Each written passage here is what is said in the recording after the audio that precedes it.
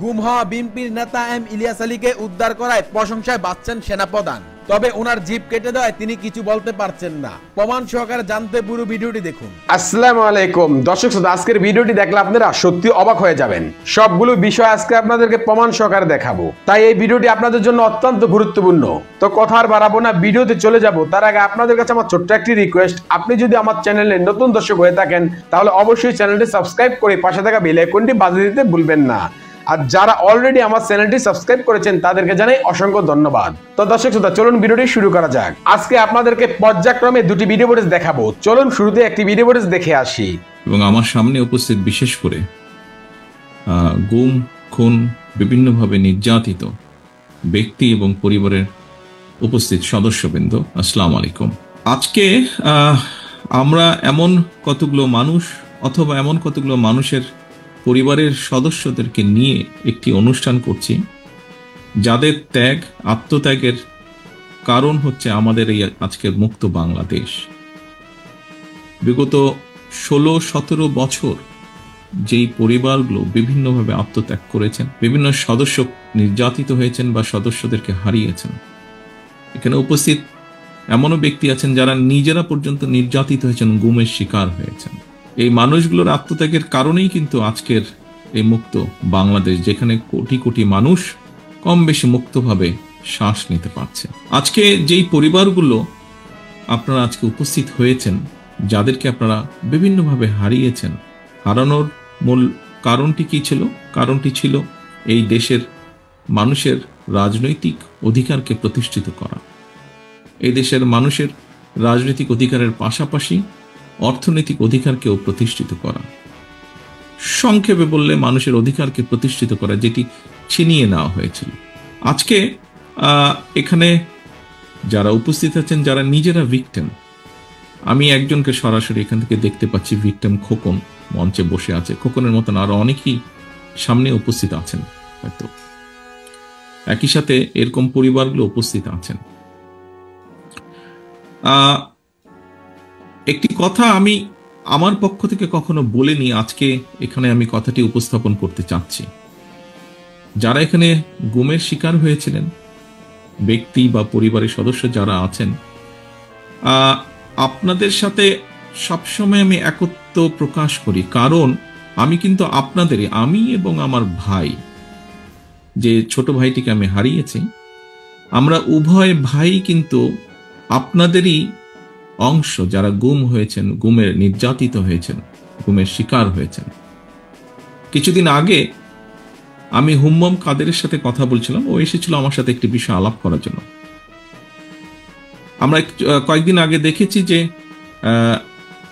আয়নাঘর নামক যেই জায়গাটি তৈরি করা হয়েছিল, সেই জায়গাটাতে বর্তমান অন্তর্বর্তীকালীন সরকার প্রধান সহ অন্যরা গিয়েছিল। সেখানে হুম্মাম কাদেরও ছিল।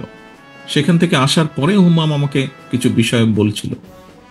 তখন হুম্মাম আমাকে বলল যে, ভাইয়া, আপনাকে যেই ঘরে রাখা হয়েছিল আমাকেও সেই একই ঘরে রাখা হয়েছিল। এখানে অনেকেই আমরা আছি যারা আমরা আয়না ঘর থেকে ঘুরে এসেছি।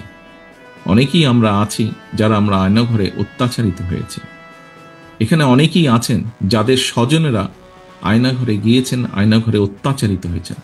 কেউ হয়তো ফিরে এসেছেন, কেউ হয়তো ফিরে আসেননি। একজন রাজনৈতিক কর্মী হিসাবে, একটি রাজনৈতিক দলের সদস্য হিসাবে স্বাভাবিকভাবেই আমাদের প্রত্যাশা যে, একটি জনগণের যেই প্রত্যাশা, সেইভাবে রাজনৈতিক দল হিসাবে আমাদেরও প্রত্যাশা যে সামনে একটি সুষ্ঠু নিরপেক্ষ নির্বাচন অনুষ্ঠিত হবে। নিরপেক্ষ নির্বাচনের মাধ্যমে বাংলাদেশের জনগণ তাদের সরকারকে বা কারা সরকার গঠন করবে সেই সিদ্ধান্ত তারা দেবেন বাংলাদেশের জনগণ। আমি দৃঢ়ভাবে বিশ্বাস করি একজন রাজনৈতিক কর্মী হিসাবে যে আগামী দিন যারা দেশ পরিচালনার দায়িত্বে পাবেন, এই দেশকে নেতৃত্ব দেওয়ার দায়িত্ব যে রাজনৈতিক দলই পাক না কেন, তাদের বিভিন্ন কর্মসূচির মধ্যে অবশ্যই একটি কর্মসূচি থাকতে হবে, এবং সেটি হলো যে মানুষগুলো এই দেশের মানুষের অধিকার প্রতিষ্ঠার জন্য নির্যাতিত হয়েছে, যে পরিবারগুলো তাদের সদস্যদেরকে হারিয়েছে অথবা নির্যাতিত হয়েছে, যে পরিবারের সদস্যরা, তাদের উপরে যে অন্যায় করা হয়েছে, আগামী দিনের যে নির্বাচিত সরকার থাকবে, জনগণের সরকার থাকবে, তাদেরকে অবশ্যই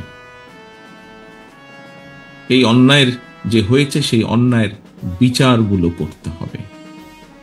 যে কোনো মূল্যে সুষ্ঠুভাবে এই বিচার হতে হবে। কারণ আমরা যদি আগামী দিনে আমরা যদি অন্যায়ের বিচারগুলো করতে না পারি, অন্যায়ের সঠিক সুষ্ঠু বিচার যদি না হয়, হয়তোবা দেশে আবারও অন্যায় সংগঠিত হতে পারে। বিচার হওয়ার মাধ্যমে যারা ক্ষতিগ্রস্ত হয়েছেন তাদেরকে ন্যায্য বিচার দেওয়ার মাধ্যমে সমগ্র দেশের কাছে, দেশের মানুষের সামনে এটি প্রতিষ্ঠিত করা খুবই জরুরি যে অন্যায়কারী অন্যায়কারী, এবং যে অন্যায় করবে, ন্যায়ের বিরুদ্ধে যে যাবে, তাদেরকে দেশের আইন অনুযায়ী অবশ্যই শাস্তির সম্মুখীন হতে হবে।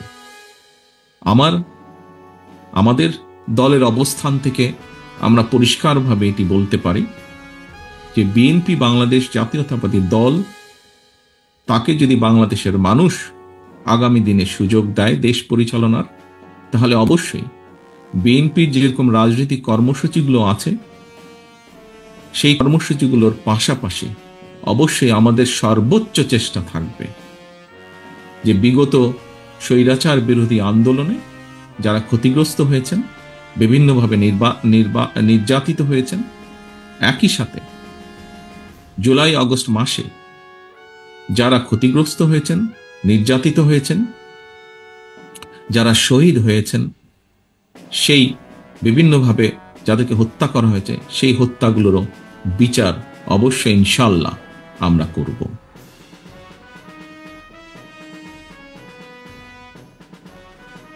সামনে উপস্থিত শহীদ পরিবারের সদস্যবৃন্দ, উপস্থিত নির্যাতিত ব্যক্তিবর্গ, আপনাদেরকে আমি আজকের এই ইফতার মাহফিলে একটি অনুরোধ বা আহ্বান রাখতে চাই আপনাদের কাছে। আপনারা দয়া করে হতাশ হবেন না, আশা রাখবেন। আমরা এতটুকু যখন এসেছি, ইনশাআল্লাহ আমরা সামনের পথটুকু পাড়ি দিতে সক্ষম হব। আমরা যদি সকলে ঐক্যবদ্ধ থাকি, আমরা যদি সকলে অন্যায়ের বিরুদ্ধে সোচ্চার থাকি, অবশ্যই আমরা সক্ষম হব এই অন্যায়ের বিচার করতে। এবং আমি মনে করি, দৃঢ়ভাবে আমি বিশ্বাস করি, বাংলাদেশের গণতন্ত্রের পক্ষের যতগুলো রাজনৈতিক দল আছে, সবগুলো দল আমি দৃঢ়ভাবে বিশ্বাস করি এর সাথে দ্বিমত পোষণ করবেন না। সকলে নিশ্চয়ই এই যেই কয়েকটি বেসিক ব্যাপার আছে বাংলাদেশের, গণতন্ত্র রক্ষা, মানুষের বাক ব্যক্তি স্বাধীনতা এবং নির্যাতিত ব্যক্তিবর্গের প্রতি ন্যায় বিচার করা, এরকম যে বিষয়গুলো আছে, আমরা সকল গণতন্ত্রের পক্ষের সকল রাজনৈতিক দলগুলো আমরা নিশ্চয়ই এই ব্যাপারে ঐক্যবদ্ধ থাকব। এই ব্যাপারে নিশ্চয়ই আমাদের মধ্যে কোনো দ্বিমত থাকবে না। পরিশেষে আমি আবারও গুম খুনের শিকার নির্যাতিত ব্যক্তিবর্গ এবং যে পরিবারগুলো আছেন, পরিবারের সদস্যরা আছেন, তাদের সকলকে আন্তরিকভাবে শুভেচ্ছা জানাচ্ছি আজকে এখানে উপস্থিত হওয়ার জন্য। যারা নির্যাতিত হয়ে অসুস্থ আছেন, তাদেরকে বিভিন্নভাবে ক্ষতিগ্রস্ত হয়েছেন, তাদেরকে আল্লাহ যেন দ্রুত সুস্থতা দেন, এবং একই সাথে যাদেরকে আমরা হারিয়েছি তাদেরকে যাতে আল্লাহ বেহেশতে নসিব করেন। আজকের এই ইফতার মাহফিলে আমরা আল্লাহর কাছে সেই দোয়াই চাইব। সামগ্রিকভাবে আল্লাহর কাছে আমরা সেই রহমতই চাইব যে মানুষগুলোকে আমরা হারিয়েছি, যে মানুষগুলো বাংলাদেশের মানুষের অধিকার প্রতিষ্ঠার জন্য নির্যাতিত হয়েছেন, তারা যে আকাঙ্ক্ষা নিয়ে, যেই প্রত্যাশা নিয়ে দেশের জন্য, দেশের মানুষের জন্য যুদ্ধ করেছেন, আন্দোলন সংগ্রাম করেছেন, তাদের সেই প্রত্যাশা যাতে আমরা যারা আছি সকলে মিলে আমরা যেন তাদের সেই প্রত্যাশাগুলো পূরণ করতে পারি, সেই রহমত যেন আল্লাহ আমাদেরকে দেন। আমি পরিশেষে বিএনপি পরিবারকে আন্তরিকভাবে ধন্যবাদ জানাতে চাই। তারা যেভাবে চেষ্টা করেছেন তাদের সীমাবদ্ধতার মধ্যে থেকে এই পরিবারগুলোর পাশে গিয়ে দাঁড়ানোর জন্য যে প্রচেষ্টা, যে উদ্যোগ তারা গ্রহণ করেছেন, আমরা বিএনপি পরিবারের প্রত্যেকটি সদস্যকে আমি সে কারণে আন্তরিকভাবে ধন্যবাদ জানাতে চাই। সকলে সুস্থ থাকবেন, সকলে ভালো থাকবেন। আসুন আমরা মনের মধ্যে আমরা দৃঢ়ভাবে ধারণ করি, প্রত্যাশা রাখি, ইনশাল্লাহ যে প্রত্যাশিত বাংলাদেশ আমরা গড়তে চাইছি আগামী দিনে যেন আমরা সেই প্রত্যাশিত বাংলাদেশকে গড়ে তুলতে সক্ষম হই। সেই শপথ রেখে, সেই প্রত্যাশা রেখে আমার বক্তব্য আমি শেষ করছি। আল্লাহ হাফেজ। বাংলাদেশ জিন্দাবাদ, বাংলাদেশ জাতীয়তাবাদী দল জিন্দাবাদ। আশা করছি আপনারা পুরো ভিডিওটি মনোযোগ সহকারে দেখেছেন এবং এখানে কি বলা হয়েছে তাও বুঝতে পেরেছেন। এ বিষয়ে নিয়ে যদি আপনাদের কোনো মতামত থাকে তাহলে অবশ্যই তা কমেন্ট করে জানাতে পারেন। এখন চলুন আমরা আরো একটি ভিডিও দেখে আসি। 5-6 ঘন্টা জার্নি করি একটা গাড়িতে করে, ওই একই চোখ বাঁধা, হাত বাঁধা অবস্থায়। তা আমি চোখ খুলে দেখলাম একটা আমার সামনে দিয়ে ওই গাড়িটা চলে গেল, সাদা একটা জিপ। ঢাকার উত্তরা থেকে অপহৃত হওয়ার পর তার আর কোনো কিছু মনে নেই। কিছু আইন শৃঙ্খলা বাহিনীর পরিচয়ে সশস্ত্র লোক সাদা পোশাকে আমাকে তুলে নিয়ে যায়, চোখ বেঁধে, হাত বেঁধে, এবং এমন একটা জায়গায় রাখে যেটার কক্ষের বর্ণনা আমি তো হবে, যার এক পাশে একটা নালার মতো ছিল, পানির ট্যাপ ছিল, একটা ছিদ্র ছিল যাতে প্রকৃতির ডাকে সাড়া দেওয়া যায়। মেঘালয় আদালতে বিএনপির যুগ্ম মহাসচিব সালাউদ্দিন আহমেদের সর্বোচ্চ 5 বছর কারাদণ্ড হতে পারে। এই মামলাতে সালাউদ্দিন সাহেব তিনি নির্দোষ খালাস পেয়েছিলেন, তাকে কোনো সাজা দেওয়া হয়নি। আসসালামু আলাইকুম। আমরা আজকে হাত বাঁধা এবং চোখ বাঁধা, আপনার হাত দুইটা যদি এইভাবে যদি বাঁধা থাকে, আবার চোখও যদি বাঁধা থাকে, তাহলে আপনাকে কেউ মনে করেন গাড়ি থেকে ফেলে দিল, আটকে নিয়ে যাচ্ছিল জোর করে, গাড়ি থেকে ফেলে দিল হাত আর চোখ বাঁধা অবস্থায়। তো হাত যেহেতু বাঁধা, আপনি চোখ খুলবেন কিভাবে, এটা আপনাদেরকে আজকে শেখানো হবে। বিএনপির একজন স্থায়ী কমিটির সদস্য জনাব সালাউদ্দিন, তো সালাউদ্দিন ভাই আপনাদেরকে আজকে শিখাবেন কিভাবে হাত এবং চোখ বাঁধা থাকলেও হাত দিয়ে চোখ খোলা যায়। আপনারা জানেন যে সালাউদ্দিন আহমেদ তিনি দীর্ঘদিন 10 বছর তিনি ভারতে ছিলেন। এই ভারতে থাকাকালীন আমরা মনে করি 1975 সালে ভারত শেখ হাসিনাকে নিয়ে যায়, সেখানে নিয়ে 6 বছর তাকে ট্রেনিং দেওয়া হয় এবং 1981 সালে তিনি আবার তাকে দেশে পাঠানো হয়। তারপর থেকে এই বাংলাদেশের যত অলক্ষী যা আছে সব কিছু এই দেশের উপরে ভর করেছিল এবং সবশেষ এই দেশটাকে ভারতের হাতে তুলেই দিয়েছিল শেখ হাসিনা, যার পুরো নজির আমরা গেল 15 বছরে দেখেছি। তো একই ধরনের ট্রেনিং এই সালাউদ্দিন আহমেদকে দেওয়া হয়েছে বলে আমরা মনে করি, এবং সেটা মনে করার পেছনে কতটা শক্তিশালী যুক্তি আছে সেটা আজকের ভিডিওতে আপনাদেরকে দেখাবো। একদম সালাউদ্দিন আহমেদের নিজের বক্তব্য, এগুলো আমি খুঁজে তারপর বের করেছি যে সে কত ডাহা মিথ্যা কথা তার এই গুম নিয়ে বলেছেন। সালাউদ্দিন আহমেদ কখনোই গুম হন নাই।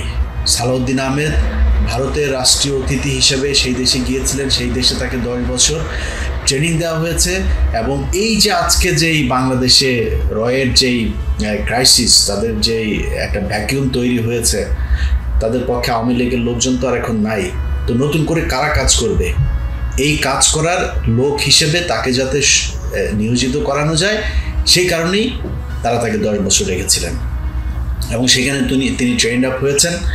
এবং আসার পরে আপনারা নিশ্চয়ই দেখেছেন যে বেয়াদবের মতো ডক্টর মঈন খানকে টপকে তারপরে আপনার মাইক নিয়ে তারপরে তার কথা বলতে হবে। এই কথা তার না, এই কথা তাকে বলতে হবে। কারণ কি? এর কারণ তিনি যেই দিন উত্তরার যে বাসা থেকে তিনি আটক হয়েছিলেন সেই বাসাতে তিনি এক নারীকে নিয়েছিলেন।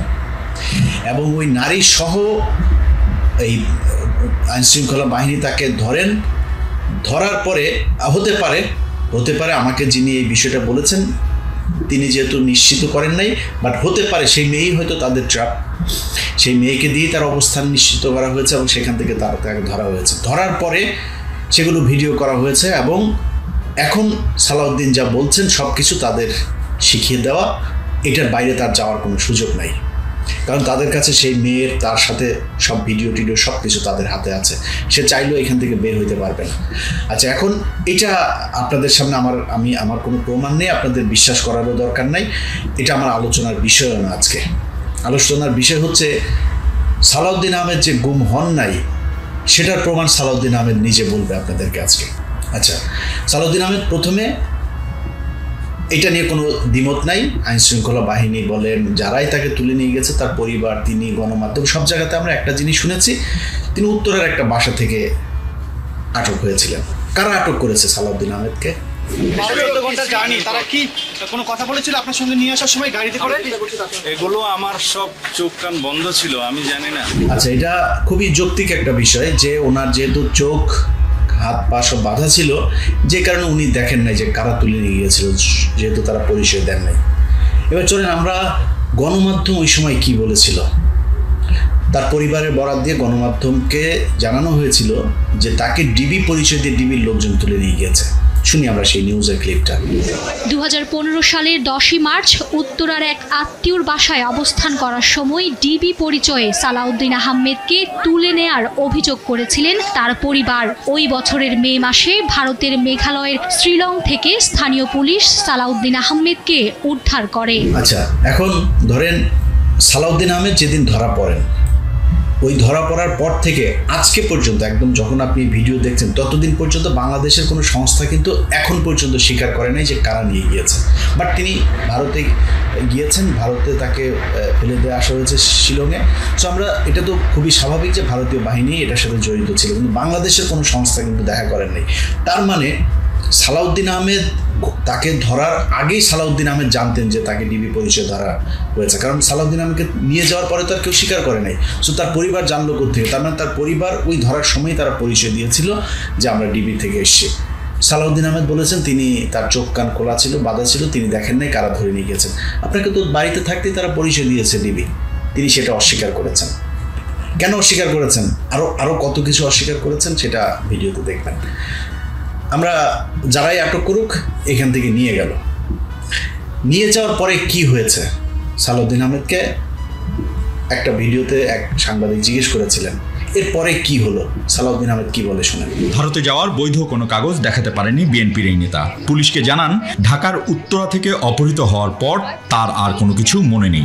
আচ্ছা, উত্তরা থেকে ওনারে ধরলো, এরপরে আর ওনার কিছু মনে নাই। আমরা এটা বিশ্বাস করি, উনি যেহেতু বলেছেন বিশ্বাস করি। এবার চলেন অন্য আরো গণমাধ্যমে উনি কি বলেছেন সেটা শুনি। কিছু আইনশৃঙ্খলা বাহিনীর পরিচয়ে সশস্ত্র লোক সাদা পোশাকে আমাকে তুলে নিয়ে যায়, চোখ বেঁধে হাত বেঁধে, এবং এমন একটা জায়গায় রাখে যেটার কক্ষের বর্ণনা আমি তো হবে, যার এক পাশে একটা নালার মতো ছিল, পানির ট্যাপ ছিল, একটা ছিদ্র ছিল যাতে প্রকৃতির ডাকে সাড়া দেওয়া যায়।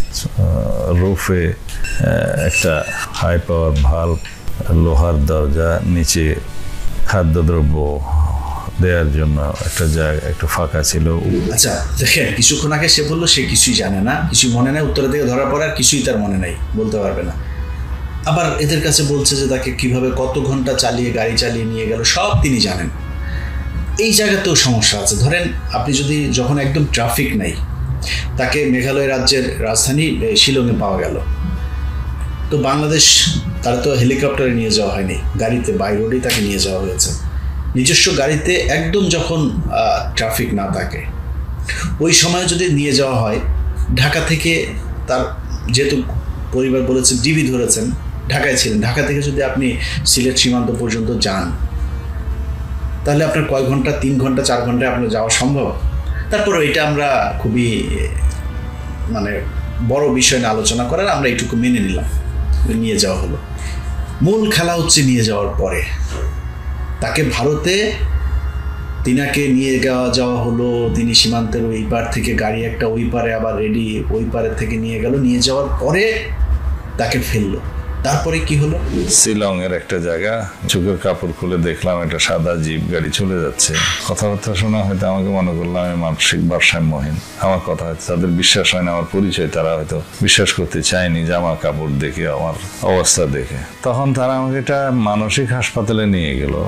আচ্ছা, এইটা হচ্ছে যে কোনো একটা গণমাধ্যমকে দেয়া বক্তব্য যে তিনাকে সেখানে নিয়ে যাওয়া হয়, নিয়ে যাওয়ার পরে তাকে উদ্ভ্রান্তর মতো লাগছিল এবং লোকজন তাকে, তিনি তার পরিচয় দেওয়ার পরে লোকজন তার পোশাক আচার আচরণ দেখে খুবই স্বাভাবিক এখান থেকে টেনে হেসে নিয়ে যাওয়া হয়েছে বর্ডার দিয়ে, আবার কাঁটাতার পার হয়ে অনেক দূর হেঁটে হেঁটে তিনি গিয়েছেন, গিয়ে তারপরে লোকজন তারে দেখে চিনতে পারেন নাই, তাকে মানসিক হাসপাতালে নিয়ে ভর্তি করেছেন, রাইট? এটাই তো বললো, তাই না? শুনলেন, গাড়ি থেকে নামার পরে তিনি গাড়ি থেকে মানুষজন আসলো, এসে তারপরে তার হাত পা চোখ টোক খুললো, খুলে টুলে নিয়ে মানসিক হাসপাতালে নিয়ে গেল। বিশ্বাস করলাম এইটুকু। এবার চলেন আরেক জায়গায় কি বলেছে সেটা শুনি। যখন ওখানে ফেললো তখন আমাকে ওরা বললো যে ইউ আর ফ্রি নাও। তা আমি চোখ খুলে দেখলাম একটা আমার সামনে দিয়ে ওই গাড়িটা চলে গেল, সাদা একটা জিপ। তো পুলিশ এসে আমাকে নিয়ে গেল, ওখানে ভ্রাম্যমাণ পুলিশ টিম ছিল। তারা প্রথমে আমার শারীরিক অবস্থা, জামা কাপড়ের অবস্থা দেখে, আমার কথাবার্তা শুনে তারা আমাকে একটা হসপিটালে নিয়ে গেল, সিভিল হসপিটাল নাম। একটু আগে কি শুনলেন? ওনাকে মানুষজন এসে উদ্ধার করলো, কথাবার্তা বিশ্বাস না করে মানুষজনই নিয়ে গেল মানসিক হাসপাতালে। এখন আবার কি হলো? এখন আবার পুলিশ আসলো, পুলিশ এসে পুলিশ স্টেশনে নিয়ে গেল, তারপরে নিয়ে গেল হসপিটাল, মানুষজনের কোনো নেই। আচ্ছা, আরেকটু বক্তব্য শুনে, আরেকটু ইন্টারেস্টিং বক্তব্য আছে, সবচাইতে গুরুত্বপূর্ণ বক্তব্য যেটা, ওনাকে গাড়ি থেকে নিয়ে যাওয়ার পরে মানে নামানোর পরে কি হলো, একদম সাথে সাথে কি হলো শোনেন একটু। 5-6 ঘন্টা জার্নি করি একটা গাড়িতে করে, ওই একই চোখ বাঁধা, হাত বাঁধা অবস্থায়। তা আমি চোখ খুলে দেখলাম একটা আমার সামনে দিয়ে ওই গাড়িটা চলে গেল, সাদা একটা জিপ। আর আরেকবার, এটা আমরা আরেকবার শুনি, এই কথাটুকু আরো একবার শুনি। 5-6 ঘন্টা জার্নি করি একটা গাড়িতে করে, ওই একই চোখ বাঁধা, হাত বাঁধা অবস্থায়। তা আমি চোখ খুলে দেখলাম একটা আমার সামনে দিয়ে ওই গাড়িটা চলে গেল, সাদা একটা জিপ। আচ্ছা, এই যে বক্তব্যটা দুইবার শোনার কারণ কি জানেন? ওনার হাত বাঁধা, চোখও বাঁধা। আচ্ছা, হাত বাঁধা, ওনাকে ফেলে দিয়ে গেল, তা আপনি চোখ খুললেন কেমনে? আপনার হাত তো বাঁধা, হাত দিয়ে তো আপনার চোখ খুলতে হবে, আপনি হাত বাঁধা, আপনি চোখটা খুলে ফেললেন, এটা কি সম্ভব? এইভাবে পুরো এই যে গুমের ঘটনায় সব কিছু মিথ্যা, বানোয়াট, কল্প কাহিনী সাজিয়ে নিজে ভিকটিম রোল প্লে করেছেন। পুরো ঘটনাতে তিনি এই যে ভিকটিম সেজেছেন, তিনি আসলে কিছুই না। এটার আইনগতভাবেও যে আমি যা বলছি সেটা হচ্ছে সত্যতা আছে, এটা প্রমাণ করি। চলেন আমরা সালাউদ্দিন আহমেদকে ধরে নিয়ে যাওয়া হয়। আচ্ছা, আপনারা যারা ভারতে গিয়েছেন তারা তো জানবেনই, যারা এই ধরনের বিপদে পড়েছেন তারাও জানবেন। আপনি যখন এই মানে ফরেন অ্যাক্ট তাদের যেটা আছে, সেই অ্যাক্টে আপনি যখন করবেন, মানে আটক হবেন, আপনার হাত করা পড়াবে, সাথে সাথে প্রথম কাজই হবে হাত করায়। আপনি সালাউদ্দিন আহমেদকে নিয়ে ইউটিউবে সার্চ দেবেন, নিউজগুলো দেখবেন, কোনো জায়গায় সালাউদ্দিনকে কোনোদিনও হাত করা পড়ানো হয় নাই। সব কটা জায়গাতে সুন্দর সাদা পাঞ্জাবি, চেহারা তো সুন্দর, প্লে বয় তো, চকলেট বয়, তো মোটামুটি, কিন্তু কোনো জায়গায় তারা হাত করা পড়ানো হয় নাই। কি সুন্দর জামায় আদর করে তারপরে নিয়ে গেল।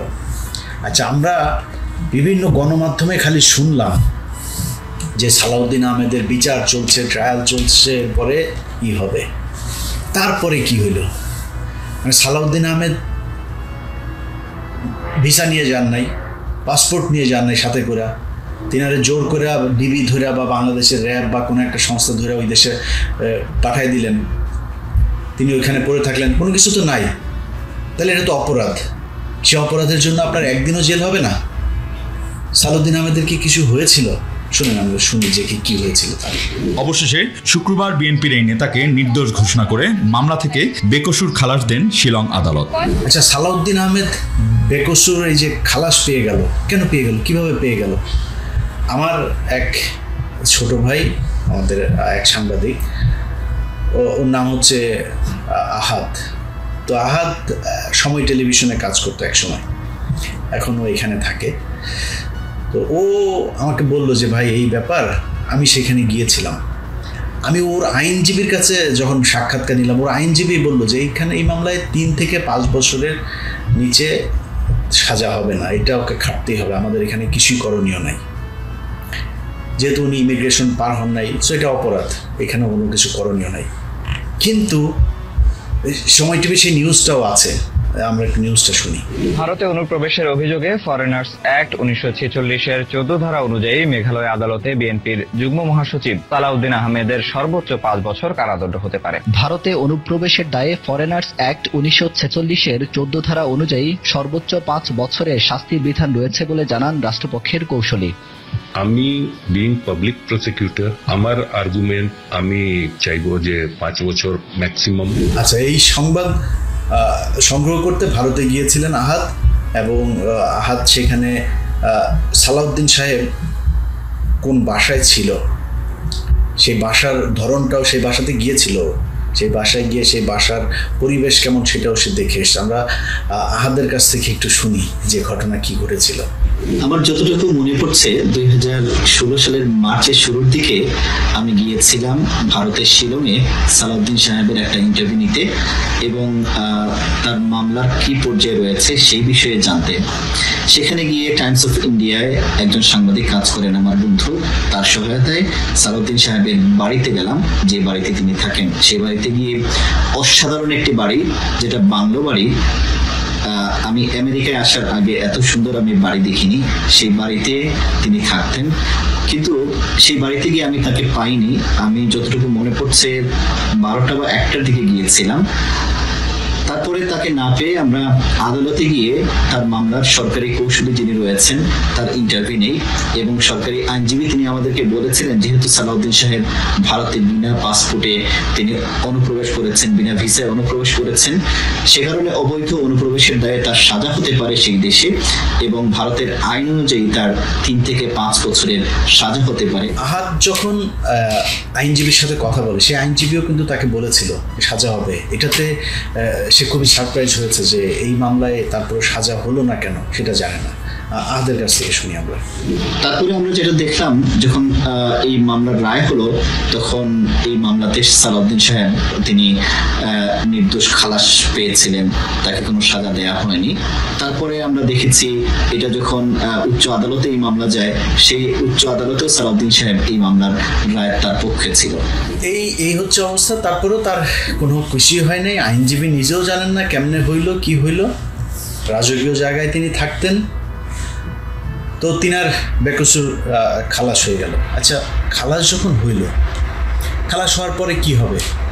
ওই দেশের সরকার তো তারা রাখবে না ওইখানে, তাই না? তারে পাঠাই দেবে এই দেশে, এবং না আসলেও তার কিন্তু সরকার কিন্তু আবার ফের তাকে তার বিরুদ্ধে কিন্তু চার্জ আনবে। তিনি বাংলাদেশ সরকারের কাছে ট্রাভেল পাস ছিলেন। ট্রাভেল পাস চাওয়ার পরে তাকে কিন্তু ট্রাভেল পাস দিয়েছিল সরকার, এবং এটারও প্রমাণ আছে। শুনুন। ট্রাভেল পাস হাতে পেয়েছেন বিএনপি নেতা সালাউদ্দিন আহমেদ। গতকাল বিকেলে আসামের গুয়াহাটিতে বাংলাদেশ সহকারী হাই কমিশন কার্যালয় থেকে ট্রাভেল পাস সংগ্রহ করেন তিনি। বাংলাদেশ মিশনের সহকারী হাই কমিশনার রুহুল আমিন জানান, এর ফলে সালাউদ্দিন আহমেদ যে কোনো দিন দেশে ফিরতে পারেন।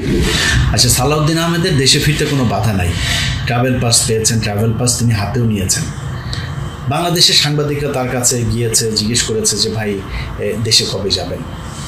সাংবাদিকদেরকে সে কি বলেছে শুনেন।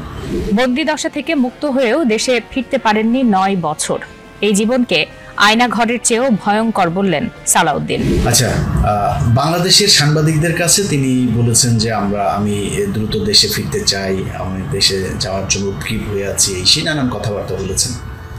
ভারতীয় একজন সাংবাদিক, পশ্চিমবঙ্গের যে সময় টিভির প্রতিনিধি, এই ব্যক্তি সম্ভবত, আমি একটা ভিডিও পেয়েছি, তিনি সালাউদ্দিনের সাথে কথা বলেছিলেন। সালাউদ্দিন সাহেব তাকে কি বলেছেন, চলেন আমরা সেইটা একটু শুনি। তিনি বলছেন বাংলাদেশে যাওয়ার আগে বিভিন্ন রাজ্যে কি ঘুরে বেড়াতে চান, একই সঙ্গে তার যে শারীরিক অবস্থার শারীরিক যে চিকিৎসা, সেই চিকিৎসাও তিনি করাতে চান। আচ্ছা, ভারতীয় বাংলাদেশ সাংবাদিকদের কাছে বলছে যে আমি দেশে যেতে চাই, ট্রাভেল পাসও নিয়েছেন, আবার বলছে ট্রাভেল পাস পাই নাই। আবার ভারতের সাংবাদিকের কাছে বলছে যে আমি একটু রাজ্য ঘুরে দেখতে চাই। ভারত ওনার খুব পছন্দের একটা দেশ, উনি রাজ্যগুলো ঘুরে ঘুরে দেখছে। মানে 10 বছর গুম ছিলেন, এরপর আরও কিছুদিন ভারত ঘুরে ঘুরে দেখবেন, এই জন্য উনি এখন দেশে আসবেন না। সবশেষ তিনি আবারও ট্রাভেল পাসের কথা বললেন যে আমাকে ট্রাভেল পাস দেওয়া হোক, দিলে আমি যাবো। এর আগে কিন্তু ট্রাভেল পাস নিয়েছেন তিনি। তো ট্রাভেল পাস নিলে সেটার আবার বাধ্যবাধকতা আছে যে সম্ভবত 6 মাসের ভেতরে বোধহয় সেটা দিয়ে যেতে হয়, বা 60 দিন অথবা 90 দিন এরকম একটা আছে, সময়সীমা আছে। ওই সময়ের মধ্যে আপনাকে ট্রাভেল পাসটা ব্যবহার করতে হবে। তো তিনি কিন্তু করেন নাই। প্রথম যেগুলো নিয়েছেন সেই ট্রাভেল পাসগুলো দিয়ে কিন্তু তিনি ব্যবহার না করে সব শেষে তিনি ট্রাভেল পাস নিয়ে তিনি চলে আসলেন। এতদিন আসেন নাই। যখনই 5 তারিখ শেষ হলো, সাথে সাথে তিনারে বাংলাদেশে আসার সব সমস্যার সমাধান হয়ে গেল। তিনি ভারতের সরকারও কোনো কিছু বলে নাই, বাংলাদেশের সরকারও কোনো কিছু বলে নাই, তিনি দেশে চলে আসলেন। দেশে আসার পরে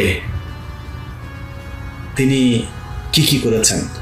প্রথম দিনই সালাউদ্দিনের গাড়িতে চড়ে, এস আলমের গাড়িতে চড়ে আপনার সাইফুল আলমের বিমানবন্দর থেকে গিয়েছেন বাড়িতে।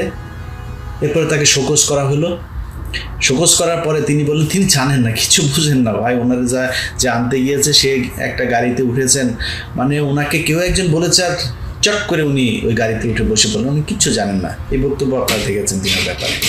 রোববার কক্সবাজারে এস আলম মালিকানাধীন গাড়িতে চড়ে সংবর্ধনা নিয়েছেন বিএনপির স্থায়ী কমিটির সদস্য সালাউদ্দিন আহমেদ। আমার পক্ষ থেকে আমি জানতাম যদি যে এই গাড়ি তিনি দায়িত্ব কোম্পানির কথা, তাহলে হয়তো আমি সাবধানতা অবলম্বন করতাম। উনি ছোট্ট মানুষ, বাচ্চা ছেলে, উনি জানেন না কার গাড়িতে এসছেন, কিভাবে এসছেন। উনি মাপ চেয়েছেন, মানুষ মাপ করেও দিয়েছে, সব শেষ হয়ে গিয়েছে। এই যে বাসাটা গুলশানের বাড়ি নম্বর 1A, রোড 8, গুলশান 1, এই বাড়িটা উনি নিয়েছেন ইউনাইটেড হসপিটালের যে রাজা মিয়া আছে, এই আওয়ামী দালাল, তার কাছ থেকে তিনি গিফট নিয়েছেন এই বাড়িটা। আমি এই বাড়ির নাম্বার সব বলে দিলাম, যান খোঁজ নিয়ে দেখেন এবার। সেটা তাকে দেওয়া হয়েছে এবং একজন ব্যক্তির মাধ্যমে, আমি তার নাম বলছি না বা কার কাছ থেকে শুনেছি সেটা আমি বলছি না, একজন ব্যক্তির মাধ্যমে তিনি 50 লাখ টাকা দেশে ঢোকার আগে রাজা মিয়ার কাছ থেকে নিয়েছেন, রাজা মিয়া দিয়েছে। এগুলো নিয়ে বিস্তারিত অন্য আরেকদিন কথা বলবো। আজকে প্রথম পর্ব এই পর্যন্ত থাকুক। শুধু এইটুকু বলে রাখি, ইউনাইটেডের রাজা মিয়ার নামে 5টা হত্যা মামলা। রাজা মিয়ার নামে এই পর্যন্ত অনেকগুলো নিউজ হয়েছে। এই রাজা মিয়া এই হাসিনার যেই আপনার বিদ্যুৎ খাতে, জ্বালানি খাতের যেই পাওয়ার প্ল্যান্টের সে একজন, তারপরে তারা কোনো কিছু বলে এখন পর্যন্ত সরকারের মানে তার ব্যাপারে কোনোই নেই। এর কারণ হচ্ছে ইউনাইটেডের পুরো ঠিকাদারি নিয়েছে হচ্ছে সালাউদ্দিন। আর এস আলমের যত প্রপার্টি, যা কিছু করা দরকার সব কিছু উনি করছে, সেটা অলরেডি হয়েছে। আমি ওই কারণে ওইটার আলোচনায় গেলাম, ওইটা নিয়ে বিশদ আলোচনা হবে পরের একটা পর্বে, এটা নিয়ে আমরা কথা বলবো। জাস্ট যেটা জানেন না কেউ সেটা বলে রাখলাম। গুলশানের বাড়ি নম্বর 1A, রোড 8, গুলশান 1, এটা রাজা মিয়ার ছিল। রাজা মিয়া তাকে গিফট করেছে, তার কাছ থেকে লিখে নিয়েছে। খোঁজ নিয়ে দেখেন সেই বাড়ি কয়েকদিন আগে ট্রান্সফার হয়েছে, কার কাছ থেকে কার কাছে গিয়েছে, যান খোঁজ নেন। এই হচ্ছে অবস্থা। ইউনাইটেডের রাজা মিয়াকে সেভ করার জন্য যা কিছু করার দরকার সব কিছু করছে। এই ভারতীয় চরগুলোকে ঠেকানোর জন্য ভারত থেকে ট্রেনিং নিয়ে আসা সালাউদ্দিন এখন ঠিকাদারি নিয়েছে, যে কারণে তার কথাবার্তা সব কিছু দেখবেন আওয়ামী লীগের মতো মনে হয়। আমাদের সমস্যাটা ওই জায়গাতেই। ভাই মাগি নিয়ে ধরা খেয়েছেন, ভিডিও আছে, আল্লাহর রাস্তায় মাপ চান, আমরা মাপ করে দেব। এনে কেউ বাইতুল মোকাররমের ইমামতির জন্য দিতে আসে নাই, কি বলে ভাইবা দিতে আসে নাই, আমরা মাপ করে দেবো। আপনি পলিটিক্স করেন, আপনাদের মোটামুটি সব কটারই আলুর দোষ আছে, এটা লজ্জার কিছু নাই ভাই। বললেন সবারই আছে, ভিডিও কিন্তু সবারই আছে। সবাই মিলে একসাথে বলেন যে ভাই আমাদের টুনটুনির ছবি রয়ের কাছে আছে, বাবা তোমরা যদি ভবিষ্যতে দেখো আমাদের মাপ করে দিও, আমরা সবাই মাপ করে দিব। কারণ এই বুড়া যেই শালা যেই কটা আছে সব শালারই আলুর দোষ, এই সব শালার সব কটারই ভিডিও আছে। সো এই শালাদের দিয়ে আর কোনো কাজ হবে না। তারেক রহমান বিএনপিকে নতুনভাবে নতুনদেরকে নিয়ে ঢালাওভাবে সাজাচ্ছে এই দলটাকে। আমরা বিশ্বাস করি যে তারা রয়ের কাছে বিক্রি হয় নাই, বা ইচ্ছার বিরুদ্ধে তাদেরকে দিয়ে কিছু করাইতে পারবে না। এবং বিএনপির রাজনীতির সাথে যারা থাকে, বাংলাদেশের রাজনীতিতে যারা থাকবেন, সবার কাছে অনুরোধ, ভাই টুনটুনির ব্যাপারে সাবধান। আপনাদের কিন্তু এই আলুর দোষ এর কারণে কিন্তু আমরা পুরো দেশের মানুষ সাফার করব। আমরা বিএনপি নিয়ে আমাদের কোনো সমস্যা নাই, আমাদের সমস্যা হচ্ছে ভারত যেন বিএনপিকে গ্রাস করতে পারে। কারণ বাংলাদেশ, আমরা যদি এখন দ্বিরাজনীতিকরণের দিকে যাই, আমরা -2 এর দিকে যাই, এটাই দেশের জন্য ভয়ঙ্কর বিপদ ডেকে আনবে। অতএব আমাদেরকে বিএনপির উপরে ভরসা করতে হবে। সো বিএনপির যাতে ভারতের হয়ে খেলতে না পারে এই দেশের মানুষের ভাগ্য নিয়ে, সেই দিকে আমাদের নজর রাখতে হবে। সেই কারণে আজকের পুরো ভিডিওটা। সালাউদ্দিন ভাই, আপনার নিয়ে আমার কোনো ক্ষোভ নাই, আপনার সাথে আমার ভালো সম্পর্ক ছিল, ভালো সম্পর্ক থাকবে, কোনো সমস্যা নেই ভাই। আপনি বিপদে পড়ছেন, আপনার কাছে অনুরোধ হয় রাজনীতি থেকে সরে যান, অথবা সবার কাছে মাপ চান যে আমার টুনটুনি ভিডিও আছে, আমি আপনাদের সাথে মাপ চাচ্ছি, ভুল হয়ে গিয়েছে, আর ভুল করব না, করলেও কেউ যাতে রেকর্ড করতে না পারে সেই ব্যবস্থা করেই করব। সাবধানে করেন, যেখানেই করেন চিপা চাপায় নিজের আওতার ভেতরে করেন। তো এটাই হচ্ছে মূল বিষয়। আমার মনে হয় বিএনপির যারা সালাউদ্দিনের হয়ে তারপরে আমাদের ছবি দিয়ে ঝাড়ু মিছিল, জুতা মিছিল করেছেন ভাই, আপনারা নিয়ে মানে আলোচনা করা, আপনার নিয়ে কথা বলার ওই সময় সুযোগ কোনোটাই নাই, সব বলাও যাবে না। আপনি ভাই ছাগলের 3 নম্বর কা বাচ্চা, আপনি যেটা করবেন ওইটা দিয়ে আমার যাবেও না, আসবেও না, আপনার নেতারও আপনি বাঁচাইতে পারবেন না। আপনি এগুলি করে চামচামি করে নিজের এই আলু রুটি চাল টাল এই হাবিজাবি যেগুলো আসে, পিডিএফ কার্ডমার্ট, ভিজিএফ কার্ডমার্ট আছে না, এগুলোর একটু ভাগ টাগ পাবেন, চান্দাবাজি করার সুযোগ পাবেন, গার্মেন্টসের ঝুট মুট হাবিজাবি এগুলো নিতে পারবেন, এগুলি পাবেন। তো এগুলির জন্য আপনি আপনারটা করেন, কিন্তু আপনি যিনি বিএনপি করেন, আপনি যদি আমার শত্রু মনে করেন সেটা একান্ত আপনার ব্যাপার। আপনি আমার বন্ধু মনে করেন, এটার জন্য আপনার যায় হাতে পায়ে যায় ধরবো, আমার দরকার নেই। কিন্তু আমরা বিএনপির বিরুদ্ধে না। বিএনপিকে যারা ভুল পথে নিতে চায়, বিএনপিকে যারা ভারতের ক্রিয়ানক হিসেবে ভারতের হয়ে কাজে লাগাইতে চায়, আমরা তাদের বিরুদ্ধে, এবং তাদের বিরুদ্ধে কথা বলেই যাব। এটার জন্য বিএনপির সব যদি আমার বিরুদ্ধে যায়, আল্লাহর রাস্তা মাফ করে দেন, কিছু করার নেই। আমার এই জায়গায় আমি আমার বাপেরও ছাড়বো না ভাই। আমি জানি সালাউদ্দিন ভাইয়ের সাথে ভালো সম্পর্ক রাখলে আমার নিজের ব্যক্তিগত অনেক সুবিধা হতো। I give a sheet. এই জায়গায় কোনো জায়গা থেকে কেউ আমার এক চুলও নড়াইতে পারবেন না। আশা করছি আপনারা এই ভিডিওটিও মনোযোগ সহকারে দেখেছেন এবং এখানে কি বলা হয়েছে তাও বুঝতে পেরেছেন। এই বিষয় নিয়ে যদি আপনাদের কোনো মতামত থাকে তাহলে অবশ্যই তা কমেন্ট করে জানাতে পারেন। ভিডিওটি এ পর্যন্তই, দেখা হচ্ছে পরবর্তী ভিডিওতে। সে পর্যন্ত সবাই ভালো থাকবেন, সুস্থ থাকবেন, আল্লাহ হাফেজ।